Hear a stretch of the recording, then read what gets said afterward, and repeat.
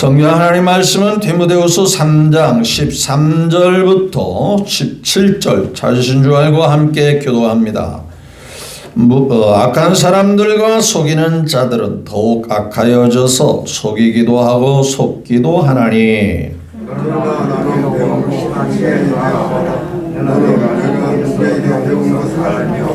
또 어려서부터 성경을 알았나니 성경은 능히 너로 하여금 그리스도 예수 안에 있는 믿음으로 말미암아 구원에 이르는 지혜가 있게 하느니라.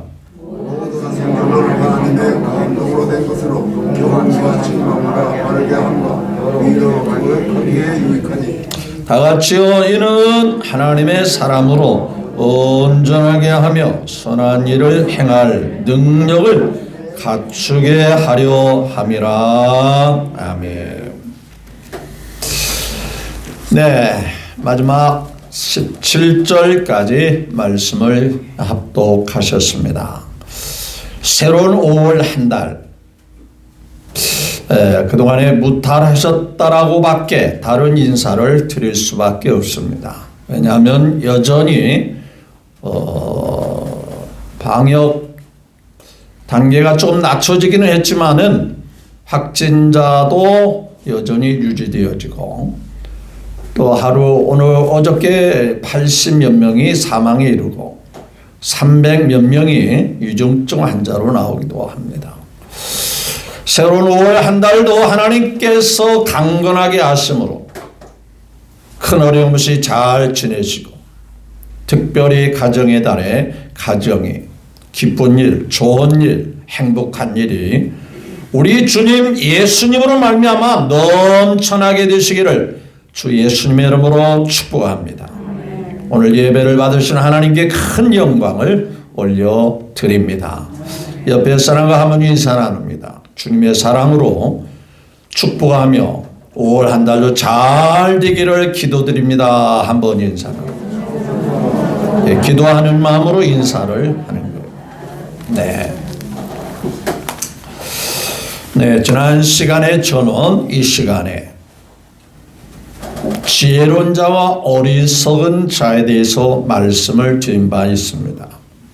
삶을 살아갈 때 하나님이 보실 때 상당히 지혜로운 자가 있고 어리석고 미련한 자가 있다라고 하셨죠. 자, 미련한 자가 어떤 사람인가? 어리석은 자가 어떤 사람인가? 누가복음 12장에 보면 한 부자가 나오죠. 그 사람이 농사를 졌는데 대풍을 만났죠. 큰 풍년이 이루어졌어요.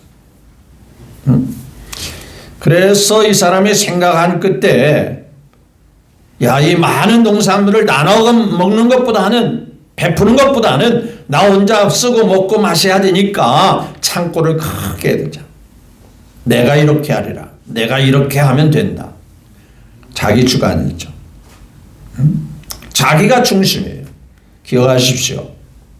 지혜로운 자는 내가 중심이 아니에요. 내 뜻대로 되지 않아요. 내가 중심이 아니라 하나님이 중심입니다. 하나님이 주인이십니다.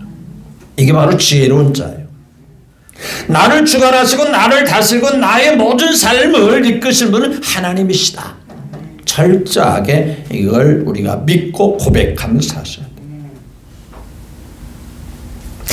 두 번째, 이 어리석은 자는 왜 어리석은가 봤더니 세상에 있는 모든 것을 가득 쌓아놓으면, 갖춰놓으면, 모든 것을 다 가지고 있으면 그것이 행복할 줄로 생각합니다. 그것이 모든 게 다 해결될 줄로 생각했어요. 여러의 물건을, 여러의 그 농산물을 창고에 가득 쌓아서 이제는 평안히 먹고 마시고 즐기자.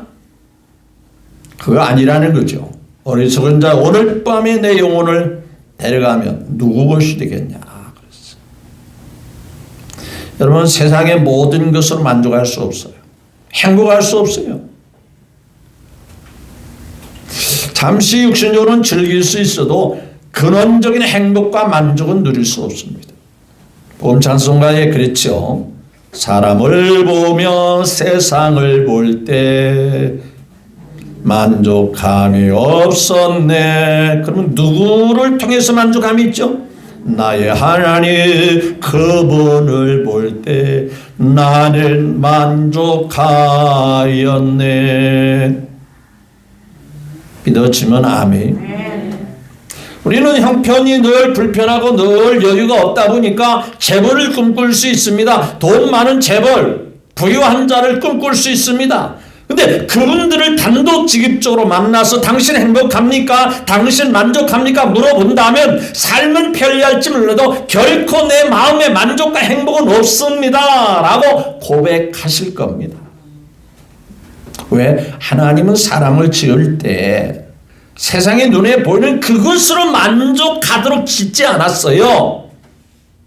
하나님 만나서 하나님과 가까이서 하나님과 사랑을 나누며 살 때 인간을 비로소 행복하도록 지으신 거예요. 그래서 하나님 떠나면요 아무리 쌓아놓고 아무리 많은 걸 가져도 행복하지 못해요. 세 번째 어리석은 자는요 이 세상이 다인 줄만 생각했지. 죽음 너머에 사후의 세계, 또 다른 세계가 있는 걸 전혀 알지 못했어. 이게 참 어리석은 비라는. 어린 아이, 어머니 뱃속에 있는 아이가 세상을 알아요? 모르죠. 그러나 모른다고 해서, 부정한다고 해서 세상에 없는 거 아니잖아요. 우리가 이 나의 삶이 끝나고 난 다음에 모든 것이 끝난다고 그렇다고 해서 또 다른 세계가 없는 게 아니잖아요. 하나님은 분명히 그것을 예비해 놓은 거예요. 내가 너희를 위해서 처소를 예비해 놓은 거예요. 처소가 예비되면 다시 와서 너희를 내게로 이끌겠다. 아버지 집 햇빛보다 더 밝은 내 집 있네. 햇빛보다 더 밝은 내 집 있네. 믿으시죠? 먼저 우리보다 앞서가신 믿음의 선진들이 들어간 그곳, 지금 거기서 너무 기뻐하며 기다리고 있는 그들, 그 나라가 반드시 있는 거야. 거지 생활하다가 그 거짓 생활하면서도 끝까지 지키고 있는 거 한 가지 믿음이었어요. 그 믿음을 잘 지켰더니 비록 세상에서는 거짓 생활을 했을지라도 죽고 나니까 그를 천사가 받들어 천사가 그를 이끌어 아브라함이 계신 그곳, 아브라함의 품에, 다른 말로 낙원, 하나님이 예비한 그 나라, 그곳에 가서 너무 평안하게 살아. 너무나도 행복하게 대우받으며 사는 거예요. 이걸 죽은 부자가 그걸 보았어요. 저렇게 행복하고 편하게 사는 나사로에게 나 좀 이 고통스러움에서 조금이라도 도움을 주도록 물 한 방울을 좀 찍어서 전달하도록 하면 안 되겠니? 라고 부탁할 때 거부당했죠. 또 다른 세계가 있음을 분명히. 이 세상이 다가 아니라는 거 우리가 확실하죠? 이 세상은 더 좋은 세계가 있음을 확실히 믿죠? 그래서 그리스도인들은요 이 세상에 연연하지 않고 그 나라를 바라고 사는 거예요. 저 높은 곳을 향하여 뭐라 했어요? 날마다 나아갑니다. 장례식 때만 부르는 찬송 아니에요. 늘 우리가 소망하는 그 나라예요. 이 세상은 나그네 길, 나는 다만 나그네. 믿어지시죠? 우리가 아무리 좋은 제주도 가서 관광해도 내가 사는 집하고 내가 사는 집보다 좋을 수 없어요. 여행 며칠 하고요, 그 좋은 데 며칠 가도요, 그래도 어느 집이 제일 좋더라?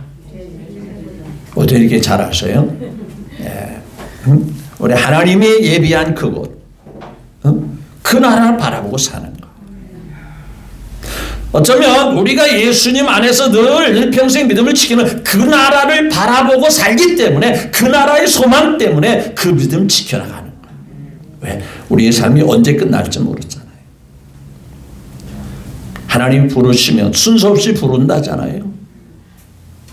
이 세상은 좀 고생하더라. 그 나라에서 좀 편안히 살아야 될 거 아니에요. 좀이 아니라 영원히 편안히 살아야 되잖아요.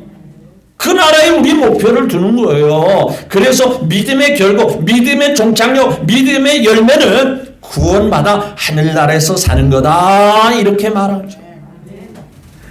이 세상에 잘되고 출세하고 성공해서 예수 믿는 게 아니고 믿음의 마지막에 최고의 열매는 하늘나라에서 영원히 사는 것이다. 자, 오늘은 가정의 달입니다. 첫째 주일은 어린이 주일, 두 번째 주일은 어버이 주일, 스승의 주일도 있고 여러 가지 주일이 있지만은 교회 원력으로 첫째 주, 둘째 주는 실턴 줬던 우리가 자녀들을 생각하고, 또 두 번째는 부모님을 생각하면서 절기를 지키는 거예요. 근데 안타까운 것은 오늘날 자녀들이 잘 없잖아요. 또 이 자리에 있는 분들은 대부분의 자녀들이 다 컸기 때문에 해당이 없을 수도 있어요. 그러나 말이죠, 부모의 마음은 자녀가 다 성장했어도 여전히 어린 아이와 같은 마음을 가지고 자녀들을 생각하고 있지 않습니까? 뭔가 자녀들이 잘 되기를 바라는 게 부모의 마음 아니에요? 평생 부모의 마음은 그래도 내가 조금 부족해도 자녀만큼은 잘 되기를 바란다. 그것이 우리 소원 아닙니까?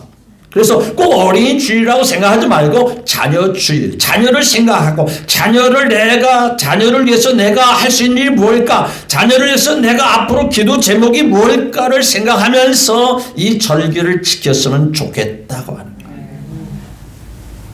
지난 주일, 다시 말하면 지난해 주일 제가 주보를 한번 찾아봤어요. 무슨 말씀을 했는가 했더니 사무엘의 가정과 엘리 가정을 비교하면서 말씀한 흔적이 지난 주보의 주제를 보니까 생각이 떠오릅니다. 여러분, 믿음의 분위기 속에 있었던 엘리의 가정은 당연히 하나님을 잘 믿고 하나님 중심으로 살아야 됨에도 불구하고 그렇게 살지 못할 때 가정이 몰락했습니다. 가정이 세상 말로만 망했습니다. 그런데 사무엘의 삶은 믿음의 삶이었습니다. 하나님 아버지께 소망을 두고 살았어요. 그랬을 때 사무엘의 삶, 사무엘의 사역, 놀랍도록 하나님의 역사가 있었어요. 이스라엘의 영적인 거성, 영적인 지도자, 사울왕도 사울왕에게 지시와 또한 가르침을 받아야 할 정도로 영적인 대지도자가 되었습니다. 어려서부터 믿음으로 자라도록 온갖 그의 어머니가, 잘하는 대로 한나라고 하니 그 어머니가 그 사무엘을 위해서 정말 기도하면서 얼마나 믿음으로 자라기를 원하면 아예 엘리 제사장, 요즘으로 말하면 목사님에게 이 아이 좀 맡아 좀 믿음으로 자라게 해주세요. 자기 품 안에 놓고 키우고 싶지 않겠어요. 자라는 모습, 재롱을 피우는 모습, 서서히 자라는 모습을 늘 눈앞에 보면서 키우고 싶은 그 자식이라 할지라도 그거보다 하나님이 키워줘야, 하나님이 복을 주셔야, 하나님이 잘되게 해주셔야, 하나님께서 역사해 주셔야 내가 키우는 것보다 100배, 1000배, 10,000배 귀하다. 이런 한나의 마음속의 믿음이 그 아이를 아예 하나님의 교회, 하나님의 목사님에게 맡겨놓을 정도로 믿음으로 자라게 했더니 큰 일꾼이 되었더라. 오늘 본문 말씀은 디모데전서 후서에 나오는 말씀이죠. 쉽게 말하면 바울이 이 에베소 교회를 개척을 했어요. 근데 에베소 교회를 개척을 했더니 이제 많은 사람들이 예수 믿고 구원을 받아요. 근데 그 지역적인 특성상 그 에베소라고 하는 지역은 우상이 강세 지역입니다. 우리가 경주하면 뭐가 생각나요? 경주 뭐가 생각나요? 응? 불국사. 뭐 틀렸다고 할까 가만히 있네. 뭐 불교에 대한 어떤 그 이미지가 머릿속에 남잖아요. 뭐 경주에 가본 사람 있지만 불교 문화, 불교의 유적들이 많이 이렇게 있지 않겠어요? 그리고 사람들이 거기에 가다 보면 불교에 대한 어떠한 것을 생각하게 되고 불교 문화에 뭔가 마음이 동할 수 있죠. 움직일 수 있죠. 마찬가지로 에베소라고 하는 지역은요. 큰 우상에 아데미 전각이 있습니다. 큰 우상에 그래서 많은 나라 사람들이 에베소에 와서 그 우상을 섬기면서 그 우상의 모형으로 만든 우리 이제 불교 유적지에 가다 보면 조그만 불상들을 우리가 기념으로 사오잖아요. 불교를 믿거나 불신 있는 사람들은 그러한 불상을 기념품으로 사다가 집에다가 이렇게 비춰하는 것입니다. 이 에베소 지역도 그런 지역이에요. 그러니까 영적으로 교회가 세워졌지만 굉장히 힘든 지역입니다. 믿음 생활을 지키기가 힘든 지역이에요. 수시로 이단들과 잘못된 교리를 전파하는 사람들이 교회에 들어와서 교회를 어지럽히는 그런 분위기에 그런 교회가 바로 에베소 교회입니다. 근데 바울이 그 에베소 교회를 개척을 했지만 계속 그 자리에 머물 수가 없으니 누구에게 그 사역을 맡기냐? 오늘 본문의 주인공이신 누구예요? 디모데에게 에베소 교회를 맡기는. 에베소서를 읽어보거나 이 디모데 전서 후서를 읽어보면은 에베소 교회가 많은 문제성이 있음을 발견할 수가 있어요. 그런 많은 문제들을 해결하려면 시시한 일꾼을 거기다가 세우면 안 되잖아요. 바울이 믿고 신뢰하고 바울보다는 좀 못하지만 그래도 바울 못지않은 그런 일꾼이 바울을 대신해서 이 에베소 교회를 이끌어 가야 하잖아요. 그런 일꾼이 누군가 봤더니 바로 디모데였더라는 거예요. 그래서 디모데를 말할 때 디모데야 너는 내 믿음의 아들이야. 아들이라고 하는 것은 단순히 윗사람과 아랫사람 상하 관계보다도 그만큼 믿고 신뢰할 수 있다는 얘기예요. 그만큼 바울의 마음속에는 디모데를 신뢰하고 믿을 수밖에 없는 믿어지고 듬직하게 여기는 디모데를 에베소 교회에 맡기면서 말합니다. 그렇다면 이 자녀 주일에 왜 디모데를 생각할 수 있을까? 디모데가 그런 귀한 일꾼으로 쓰임 받을 수 있었던 것은 믿음이 없더라, 믿음이 좋았더라. 믿음이 좋았기에, 그 믿음이 귀하기에, 바울이 인정하고 하나님이 인정할 정도로 믿음이 좋았기에 그 중요한 역할을, 그 중요한 사역을 디모데에게 맡겼다는 얘기예요. 그러면 그 믿음이 좋은 디모데는 왜 그렇게 믿음이 좋았을까? 자, 오늘 말씀에 보니까 이렇게 말하죠. 15절 시작. 또 어려서부터 너는 뭐라 했죠? 성경을 알았나니. 성경은 능히 너로 하여금 그리스도 안에 있는 믿음으로 말미암아 뭐가 있다? 구원에 이르는 지혜가 있게 하느니라. 중요한 것은 디모데가 믿음의 일꾼으로 성장할 수 있었던 배경은 그 뿌리가 뭡니까? 어려서부터 뭘 알았다? 성경 교육, 성경 속에 살아왔다 그 말이에요. 성경이 뭡니까? 하나님의 말씀이에요. 하나님의 지혜가 있고 하나님의 능력이 있고 하나님의 은혜가 있는 하나님의 말씀 속에서 자랐더니 하나님 앞에 귀한 일꾼이 되더라. 이 디모데를 보면은요, 자, 1장을 한번 같이 볼까요? 자, 3절. 예, 디모데후서 1장 3절부터 한번 볼까요? 시작. 내가 밤낮 간구하는 가운데 쉬지 않고 너를 생각하여 정결한 양심으로 조상 때 섬겨오는 하나님께 감사하고 내 눈물을 생각하여 너 보기를 원하면 내 기쁨이 가득하게 하렵니다. 이는 내 속에 무엇이라 했죠?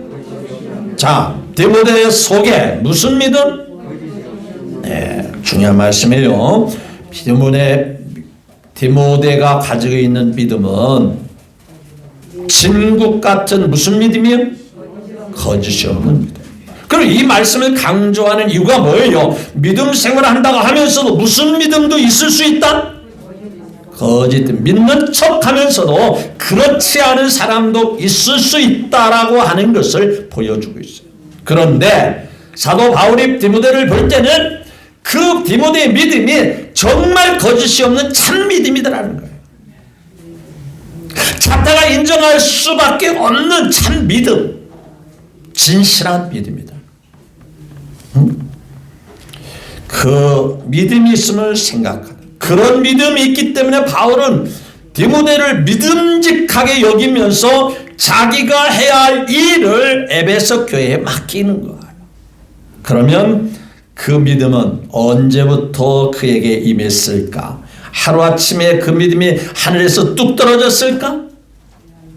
없는 믿음이 누가 옛따위 믿어 가져가라 하니까 그 믿음이 생겨났을까? 아니죠. 자, 이 믿음은 뭐라 했어요? 먼저 내 외조모 누구요?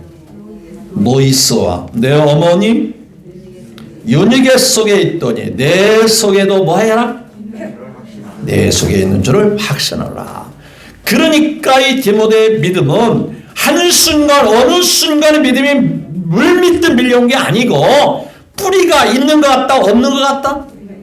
있는 것 같다. 그 말이에요. 무슨 뜻인가 좀 이해가 되시죠? 자, 디모데의 믿음은 좀 더 알기 쉽게 설명을 드린다면 외할머니, 그렇죠? 외할머니가 그 믿음이 참 좋으니까 그 외할머니가 자기 딸, 그러니까 디모데 어머니에게 그 믿음이 유산으로 내려갔어요. 그러니까 이 디모데 어머니가 그 외할머니 믿음의 영향을 받고 그 믿음을 잘 간직하면서 그 믿음이 누구에게도 전해 내려가도록 한 거죠? 디모데에게 내려간 거예요. 그게 지금 몇 대째예요? 3대째. 외할머니, 그 다음에 어머니, 그 다음에 디모데에게 믿음이 내려갔다. 그러니까 이 믿음이 어려서부터 디모데가 그런 분위기에서 자랄 수밖에 없었던 거예요. 중요한 것은 무엇입니까? 어려서부터 하나님의 말씀이 중요하다는 얘기예요. 말씀 속에 자라고 말씀 속에 거하는 게 중요하다는 거예요. 뿌리가 있다는 얘기예요. 제가 늘 말씀을 드립니다만 넝쿨 식물들이 있습니다. 모든 식물들은 어두운 데서 잘 자라요? 빛 가운데 잘 자라요? 해를 보고 자라는 게 잘 자라요? 그늘진 데서 잘 자라요? 해를 보고. 신기하게 돼요. 식물들은 항상 저마다 햇빛을 보고 살아가려고 하는 거예요. 나무를 세워서 화분에 놓죠. 거꾸로 돌려놓으면요, 며칠 지나면 햇빛을 향하여 잎사귀들이 방향을 트는 것을 봅니다. 또 언제나 햇빛 쪽에 가지들이 무성합니다. 다 알았어요. 넝쿨 식물들이 열매를 잘 따서 수확을 하려면 그냥 자기 멋대로 자라도록 놔둬야 되겠죠? 어떻게 해야 돼요? 햇빛이 있는 곳에 뻗어나가도록 뭐 해야 돼요? 그 뻗어나가는 순을 잘 잡아줘야 돼요. 그냥 놔두면 안 되거든요. 오이나 호박이나 완두콩이나 넝쿨 식물들이 그래요. 순을 잘 잡아줘야 되거든요. 어디로? 햇빛을 잘 보도록 그렇게 하면 수확을 많이 거둘 수 있어요. 그냥 내비두면요 아무것도 수확이 안 돼요. 가다가 꼬부라지고 가다가 처마 밑으로도 막 뚫고 들어가고 거기 무슨 열매가 맺겠어요? 박을 키워도요 박이 지붕으로 잘 올라가서 왜 지붕에 올라가야 되냐? 햇빛을 많이 봐야 되니까. 그죠? 마찬가지로 어렸을 때부터 디모데는 하나님의 말씀은 성경 속에 살았어요.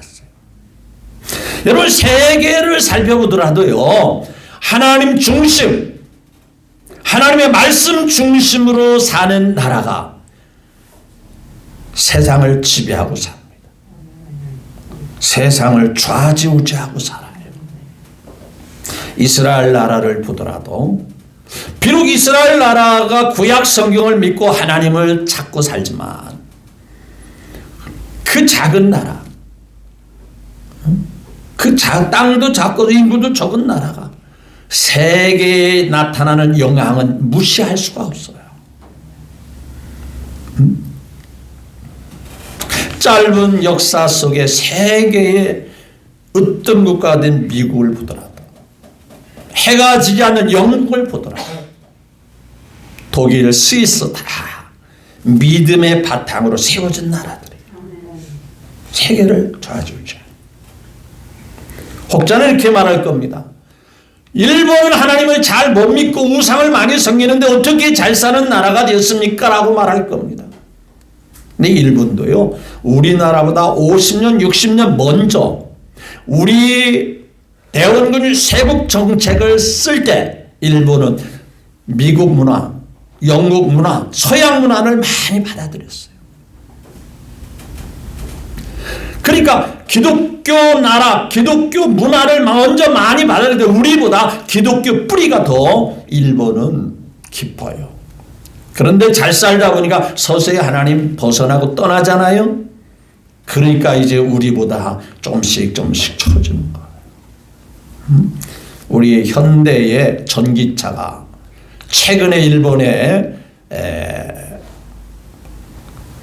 진입하게 됐는데 일본 사람들이 왜 우리는 저런 차 현대에서 만든 전기차를 못 만드냐 할 정도로 일본에서 난리가 났다고 그래요. 그러니까 그렇게 부러웠던 소니가 이 삼성의 반도체에 밀려가지고요 왜 우리가 이 귀한 반도체를 만들지 못하고 삼성 회사에 이것을 빼앗겼냐 탄식하고 있다고 그래요. 여러분 우리나라는 작은 나라예요. 그래도 이렇게 잘 살 수 있었던 것은 누구의 은혜인 것을 맞춰봐요. 확실해요? 우리도 이제 좀 잘 살고 여유가 있어 일본처럼 점점 하나님 떠나면 우상 숭배로 가면 우리도 마찬가지예요. 촛대가 불이 화하는 것은 촛대가 서서히 옮겨가면요 끝나는 거예요. 러시아 보세요. 러시아 한때 정교회 교회가 왕성했어요. 교회 다 문 닫게 했어요. 지금 보니까 러시아가 우크라이나를 상기려고 하는데 비참한 모습을 보이는 거예요. 그 나라 하나 제대로 전쟁에 이기지 못하고 쩔쩔매고 있어요. 큰 어려움 속에 지금 진퇴양난에 빠져 있어요. 철수할 수도 없고 자존심 때문에 철수도 못하고 그렇다고 해서 그걸 점령도 못하고 서방 세계가 똘똘 뭉쳐서 지금 보이지 않게 러시아를 막고 있죠. 단순한 전쟁 역사로 오지 말고 배후에 하나님의 역사를 보자는 얘기예요. 하나님이 역사하시면 개인이든 가정이든 나라든 잘 되게 될 줄로 믿으시면 아멘. 어려서부터 성경을 배웠더니 어려서 말씀 속에 자라게 했더니 어려서부터 호박순을 잘 잡아놨더니 호박이 주렁주렁 박이 주렁주렁 열리듯이 하나님의 놀라운 역사가 있어지더라는 거예요. 그럼 도대체 성경에는 뭐가 있길래 그러냐? 자, 오늘 세상 사람들은 성경이 아닌 방법으로 살지요. 그러니까 13절을 볼까요? 13절 시작. 악한 사람들과 속이는 사람들은 뭐예요? 더 인간의 수단과 방법으로 더 뭐해져서? 악하여져서 뭐 하기도 하고 속이기도 하고 속기도 하나니. 세상 사람들은 뭐 행복하게 살고 잘 살려고 별 방법과 수단을 다 동원하지만 결국은 남을 속이면서 자신도 뭐 하더라? 속임을 당하기도 하더라. 근데 우리는 그렇게 안 살죠. 하나님이 해주셔야 잘 된다. 하나님이 인도해 주셔야 복을 누릴 수 있다. 이게 믿음의 근간이잖아요. 근간. 믿음의 기본, 기초잖아요. 우스갯소리가 있어요. 생전 서울에 올라온 적이 없는 어르신이 하도 자녀들이 서울 올라오라 해서 열차를 타고 올라왔는데 서울역에 내리자마자 사람 수에 깜짝 놀랐다고 해요.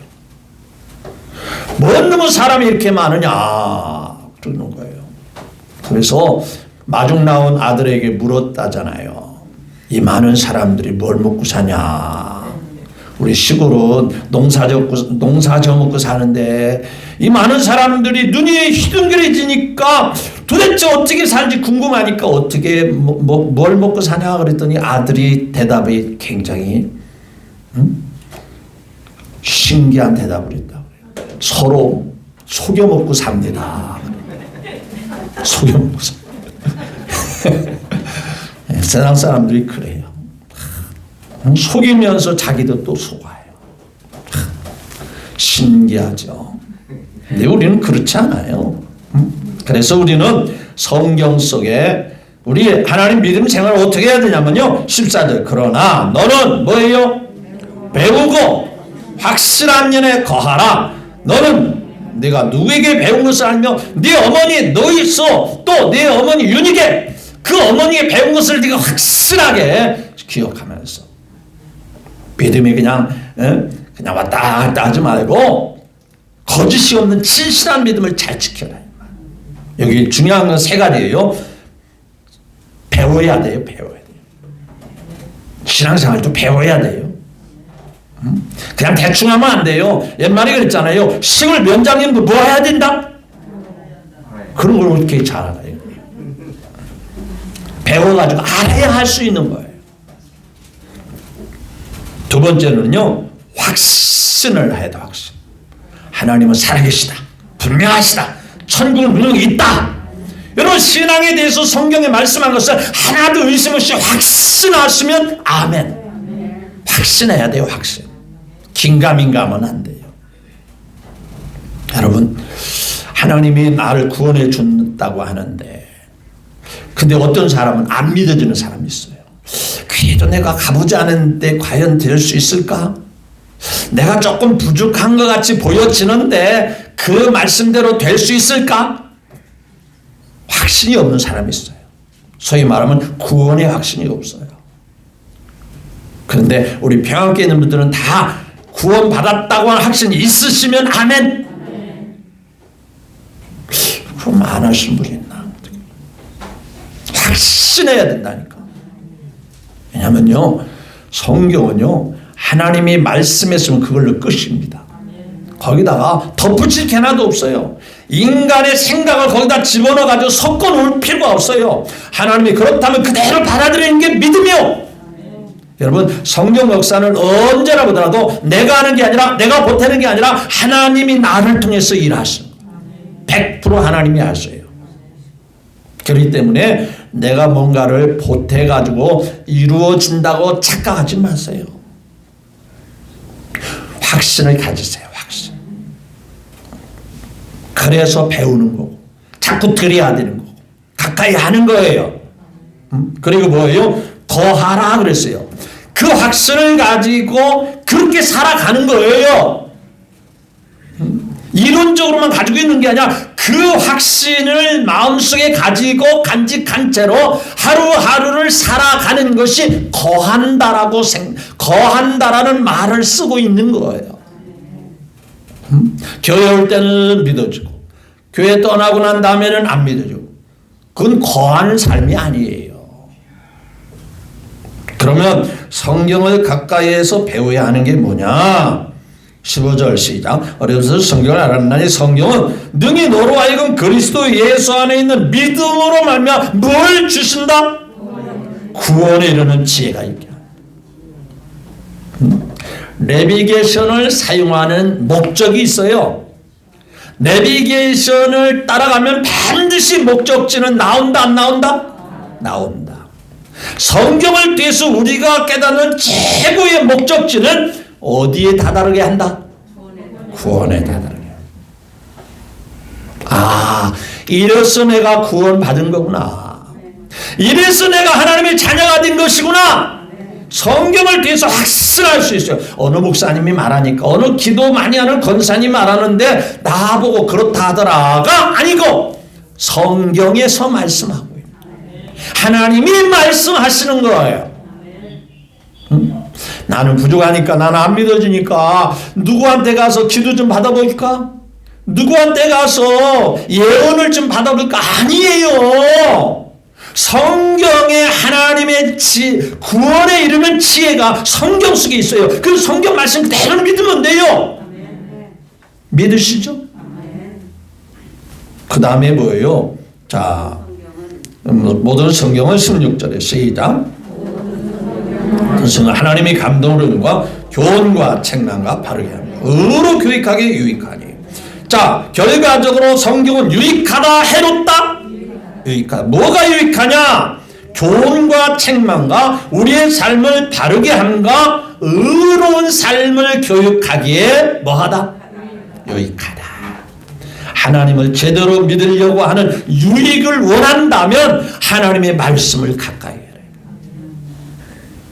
하나님 말씀이 오냐만 하는 것도 아니고요. 때로는 내 잘못된 삶이 있을 때는 무엇도 하시는 것 같다? 책망과 바르게 한다. 책망만 하는 게 아니라 책망하고 난 다음에 바르게 호박순을 잡아주듯이 바르게 이끌어 가신다. 하나님의 말씀이 그렇다.